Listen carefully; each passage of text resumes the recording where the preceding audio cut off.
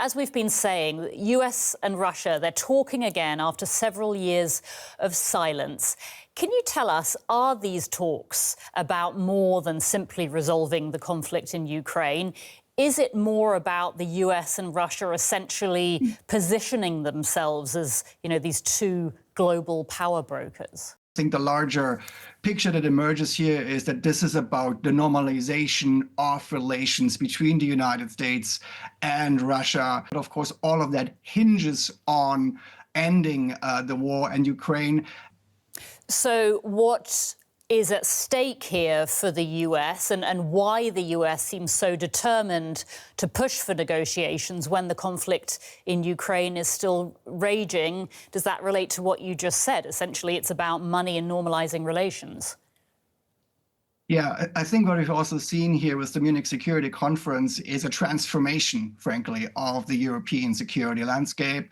The United States wants to strategically reduce its footprint in Europe. They want to put responsibility for European security onto the Europeans.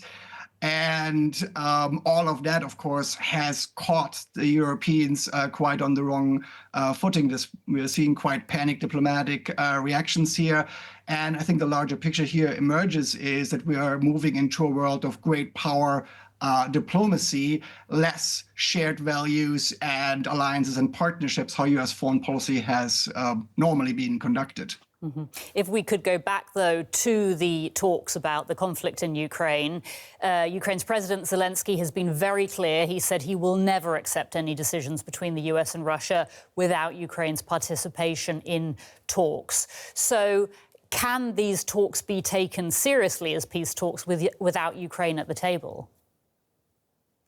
I don't think they can be taken serious as really diplomatic solutions for this conflict. There will also have to be bilateral discussions between Russia and Ukraine, of course. But the problem is that Ukraine is so dependent militarily, financially on the United States that where the United States completely remove their support for Ukraine, it would be very difficult for Ukraine to sustain the war on their own or just with European support. This gives the US a lot of leverage. Mm-hmm. You talked earlier about this shift in transatlantic relations. Can you talk to us more about the implications for Europe, for US-European relations, given that Europe has been sidelined here?